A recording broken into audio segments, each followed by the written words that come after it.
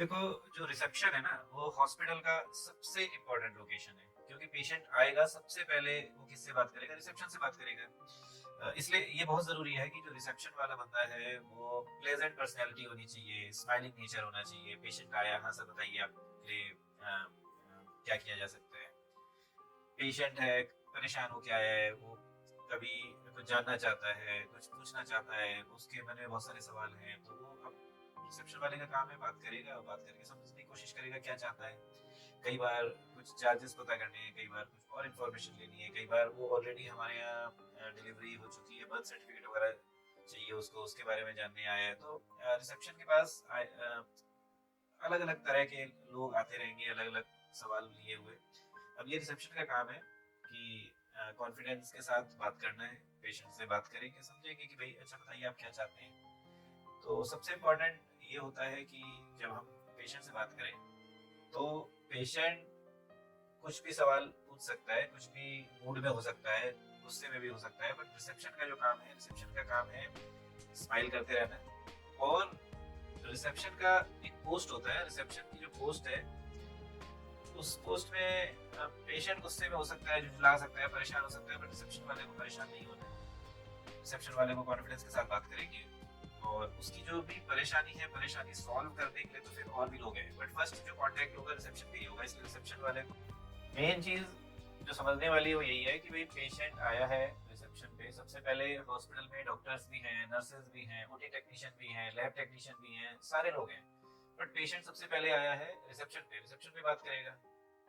तो रिसेप्शन में जो भी पर्सन ड्यूटी पे है उसका ये काम है, पहले तो उस बात को समझेगा। जैसे अब पेशेंट ने पूछा जी भाई ये लैब टेस्ट हमें कराना है, ये खाली पेट होगा कि खाने के बाद होगा? अब ये काम रिसेप्शन वाला थोड़ी बता सकता है। ये काम कई बार बहुत सारी बातें पेशेंट डॉक्टर ही बता सकता है या लैब टेक्नीशियन बता सकता है।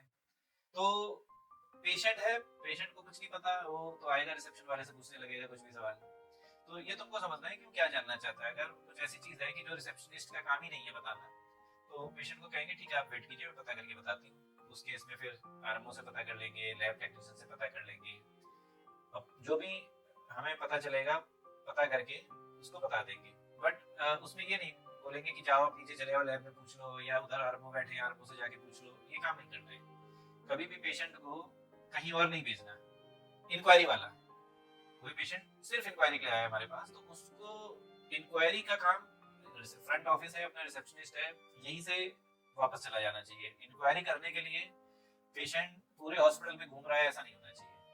जो भी इंक्वायरी का जवाब चाहिए उसे यही मिलना चाहिए। ऐसा नहीं है कि उसको डॉक्टर के पास भेज देंगे या ओटी टेक्नीशियन है जाओ उससे बात कर लो, या लैब टेक्नीशियन से बात कर लो, एक्सरे टेक्नीशियन से बात कर लो, ऐसा नहीं होना चाहिए। या टीपीए के बारे में है, बर्थ सर्टिफिकेट के बारे में, कोई भी छोटे मोटे काम है, जहां तक हो सके रिसेप्शन पे ही सारा उसका समाधान होना चाहिए। और इस बीच उसको इधर चले जाओ उधर चले जाओ ये काम नहीं करना है।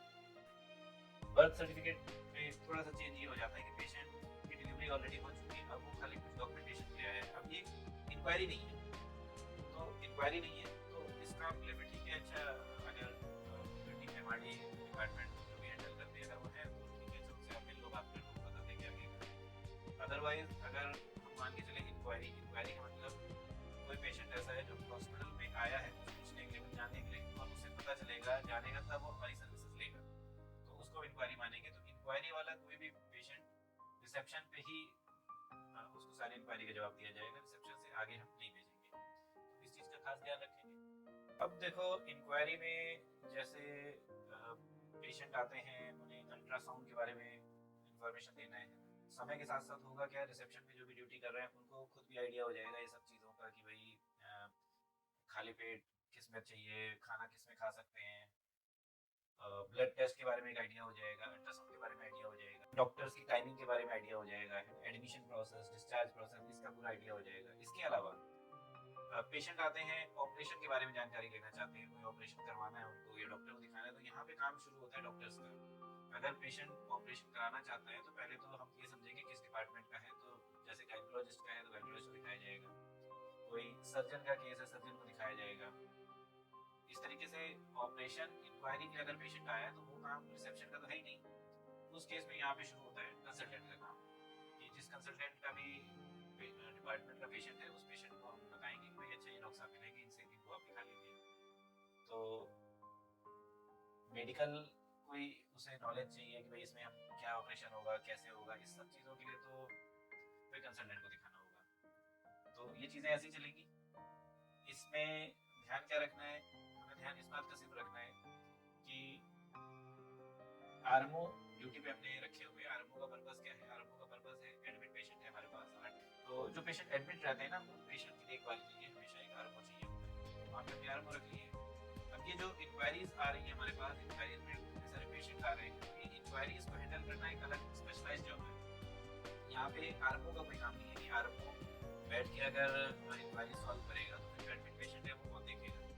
इसलिए इस चीज़ को अच्छे से समझना है कि कोई भी इंक्वायरी आ रही है, पेशेंट आया है, जानने के लिए आया है, समझने के लिए आया है, बट जो आरएमओज है हमारे, आरएमओज पेशेंट की देखभाल करने के लिए है। पेशेंट एडमिट है, उनकी देखभाल करने के लिए है। जो इंक्वायरीज आ रही है, इंक्वायरीज को हैंडल करने के लिए आरएमओ बिल्कुल नहीं है। ये चीज़ अगर क्लियर है तो इसमें थोड़ा सा इस रूल में थोड़ा सा चेंज होगा। वो चेंज क्या होगा कि पेशेंट आया है इमरजेंसी में, तो जो अपने आरएमओज हैं, आरएमओज का इमरजेंसी मैनेजमेंट एक काम है जो आरएमओज के पास है। तो अगर पेशेंट आया है इमरजेंसी में, पेट में दर्द है या और कोई एक्सीडेंटल पेशेंट आया है, वहां पे आरएमओ का काम शुरू हो जाता है। तो वो बेसिकली इंक्वायरी हैंडलिंग नहीं है, वो तो पेशेंट आया है, गिर के आया है, चोट लग के आया है या पेट दर्द करके आया है, तो वो ऑटोमेटिकली फिर आरएमओ के पास जाएगा, आरएमओ देखेगा उसको। तो इस चीज को समझना है कि पेशेंट इमरजेंसी में आया है, वहां पे आरएमओ का काम शुरू हो गया। पेशेंट घूमते फिरते टहलते हुए 2-4 अल्ट्रासाउंड, 2-4 रिपोर्ट्स लेके आया है, जानकारी लेना चाहता है, तो वहां पे आरएमओ का कोई काम नहीं है। वहां पे हम उसको डील करेंगे एज ए इंक्वायरी। तो इमरजेंसी क्या होती है, इंक्वायरी क्या होती है, ये दो चीजों का फर्क अच्छे से समझना है। कौन सा पेशेंट इंक्वायरी है, इंक्वायरी का डील करने का जो सिस्टम है वो एकदम अलग है, और कौन सा पेशेंट इमरजेंसी है, इमरजेंसी को डील करने का जो सिस्टम है थोड़ा सा अलग है। तो ये दोनों चीज़ों का एक फर्क समझना है, उस हिसाब से डील करना है।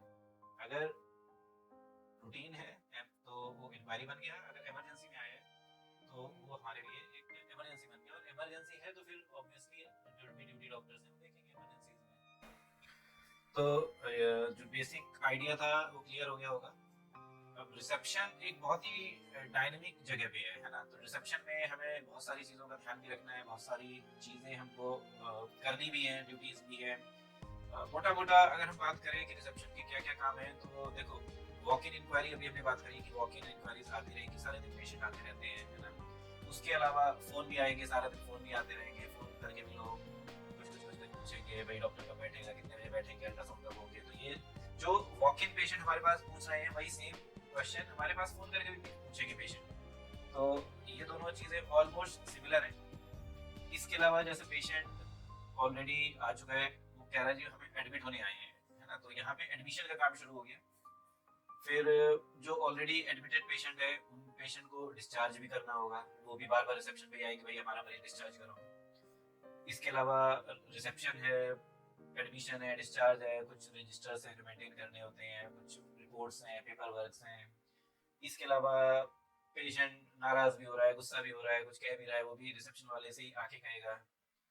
इसके अलावा जैसे डॉक्टर्स का अपॉइंटमेंट फिक्स करना होता है, ये अगेन वॉक इन इंक्वायरी और फोन कॉल इंक्वायरी हैंडलिंग का पार्ट हो गया कि पेशेंट ने बोला कि भाई मुझे ये डॉक्टर को दिखाना है, हमने कहा ठीक है आ जाओ। तो अब हम डॉक्टर से कंफर्म कर लेंगे कि ऐसा नहीं होना चाहिए ना कि पेशेंट आके बैठ गया और डॉक्टर है नहीं, और ऐसा भी नहीं होना चाहिए कि डॉक्टर आके बैठ गया और पेशेंट नहीं है। तो हमें दोनों चीज़ों का ध्यान रखना होता है, दोनों से कंफर्म करेंगे। तो ये पार्ट जो है ना, ये इस पार्ट को बोलेंगे अपॉइंटमेंट फिक्स करना। इसके अलावा पेशेंट कंप्लेन भी करेंगे, तो उसको कंप्लेन भी रिसेप्शन वालों को देखना होगा। इसके अलावा और भी पेशेंट कुछ परेशान है तो उससे पूछ सकते हैं, अच्छा बताइए क्या दिक्कत है, कोई उसको लगता है तुमको कि भाई इसको कोई छोटी सी प्रॉब्लम है, तो वो हम उससे बात करके अगर तुम अपने लेवल पे खत्म कर सकते हो प्रॉब्लम तो बहुत अच्छी बात है। तो ये सब चीज़ें हैं जो रिसेप्शन पे रहते हैं, तो उन सबको करना होगा, क्योंकि ये जो एक हमने बताया ना पॉइंट्स, यही सारे पॉइंट्स को अब डिटेल्स में हम एक एक करके लेंगे, जिसमें से वॉक इन इंक्वायरी का कुछ पार्ट हो चुका है। वॉक इन इंक्वायरीज के बारे में ऑलरेडी कुछ कुछ बातें हो चुकी, भाई पेशेंट आता है, हाँ जी बताइए सर क्या कर सकते हैं, है ना, बात करेंगे। पेशेंट क्या जानना चाहता है उसको समझेंगे। उसके बाद वो इंफॉर्मेशन अगर तुम्हारे पास रिसेप्शन पे अवेलेबल नहीं है तो आराम से पता कर सकते हो कि टेक्नीशियन से, लैब टेक्नीशियन से, जिससे पता करेंगे। जिसके भी नॉलेज की बात होगी उससे पूछ सकते हैं, कंसल्ट कर सकते हैं, बट रूल स्ट्रांगली याद रखना है, पेशेंट इंक्वायरी के लिए अगर है तो पेशेंट को हमें रिसेप्शन से आगे अंदर कहीं भी नहीं भेजना है, ये चीज़ एकदम क्लियर रखनी है। उसके बाद पेशेंट अब इंक्वायरी हैंडलिंग जो है ना, इंक्वायरी हैंडलिंग, इंक्वायरीज बहुत सारी आती हैं और इंक्वायरी हैंडलिंग एक बहुत ही इम्पोर्टेंट टास्क है, क्योंकि हमारा जो भी पेशेंट आएगा हमारे पास, वो इंक्वायरी लेके आया है, उसको हम सही सही जवाब दे दें, ये चीज़ बहुत ज़रूरी है। तो उसके लिए एक प्रॉपर हमें सिस्टम बनाना होगा कि भाई इंक्वायरी के कोई भी 4 पेशेंट आ गए, 6 पेशेंट आ गए, कुछ भी पूछ रहे हैं, तो ऐसा नहीं है कि अभी वो आया है और हमें अभी उसका जवाब देना बहुत ज़रूरी है।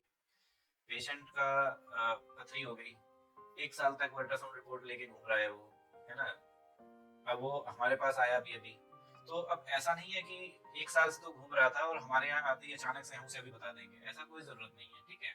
तो ये पेशेंट को समझाएंगे कि ठीक है सर, आपकी जो भी रिपोर्ट्स हैं वो आप, जो हमारा हॉस्पिटल का नंबर है 9716766666, पेशेंट को बताएंगे सर आप ये जो नंबर है, इस नंबर पे आप सारी रिपोर्ट्स व्हाट्सएप कर दीजिए और जो भी आपकी क्वेरी है वो व्हाट्सएप पे लिख दीजिए।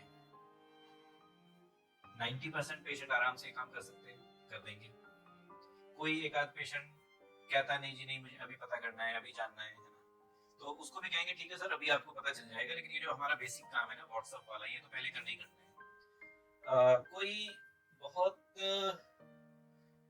कुछ पेशेंट ऐसे होंगे भाई उनके पास मोबाइल ही नहीं है, व्हाट्सएप भी नहीं कर सकते, अगर ऐसी कोई सिचुएशन फंसती है उस केस में क्या करेंगे, पेशेंट की जो रिपोर्ट्स है, रिपोर्ट्स ले लेंगे, फोटो खींच लेंगे रिसेप्शन वाले, पेशेंट को बोलेंगे आप कॉल कर दो इस नंबर पे, पेशेंट के पास मोबाइल तो है ही, पेशेंट अपने मोबाइल से कॉल कर देगा, फोन तुम्हारे पास ही आएगा, फोन उठाओ और उसे फोन करके सारी डिटेल्स बता दो, क्या नाम है, एड्रेस क्या है, क्या परेशानी है, क्या जानना चाहते हैं, जिससे कि हमारा ये सारा जो सिस्टम है ना, ये हमारा सिस्टम रिकॉर्ड हो गया।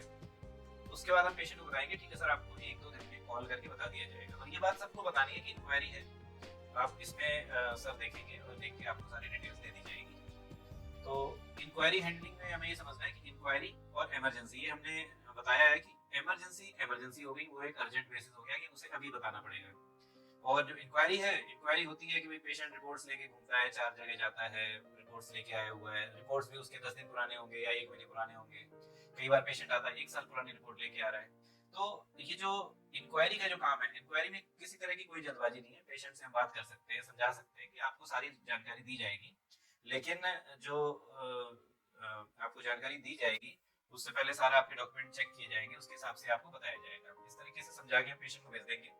बट हर इंक्वायरी का उसी समय जवाब देना बिल्कुल जरूरी नहीं है, बट हर इंक्वायरी रजिस्टर होनी चाहिए, ये बहुत जरूरी है। कोई पेशेंट आया रिसेप्शन पे, उसकी व्हाट्सएप पे रजिस्टर हो जाना चाहिए, ये बहुत जरूरी है। पेशेंट अपने मोबाइल से व्हाट्सएप करे रिपोर्ट्स को, पेशेंट अपने मोबाइल से लिख के दे, जिसके पास व्हाट्सएप नहीं है वो पेशेंट के मोबाइल नंबर से रिकॉर्डिंग हो जाना चाहिए, रिकॉर्डिंग हमारे पास आ जाना चाहिए। रिपोर्ट्स उस केस में क्या होगा कि रिपोर्ट्स हमारी अपने अपने मोबाइल से फोटो खींच के हमारे जो हॉस्पिटल की ग्रुप है उनमें भेज दो, तो रिपोर्ट इस तरीके से चली जाएंगी। लेकिन जो इंक्वायरी हैंडलिंग है, इंक्वायरी हैंडलिंग का एक सिस्टम अच्छे से समझना है कि इस तरीके से ही हैंडल किया जाएगा इंक्वायरीज को, और इंक्वायरीज बहुत इंपॉर्टेंट है क्योंकि हमारे हॉस्पिटल में जो भी पेशेंट आ रहे हैं उनको सही सही जवाब देना, सही सही चीजें बताना, ये चीजें बहुत जरूरी है। वो पेशेंट हमारे यहाँ ऑपरेशन कराए चाहे नहीं कराए या चला जाए कोई दिक्कत नहीं है, लेकिन हॉस्पिटल में आके कोई भी गलत इन्फॉर्मेशन नहीं जानी चाहिए, जो भी पेशेंट को हम बता रहे हो सारी सही सही इन्फॉर्मेशन होनी चाहिए उसके पास, तो इस चीज का ध्यान रखना है।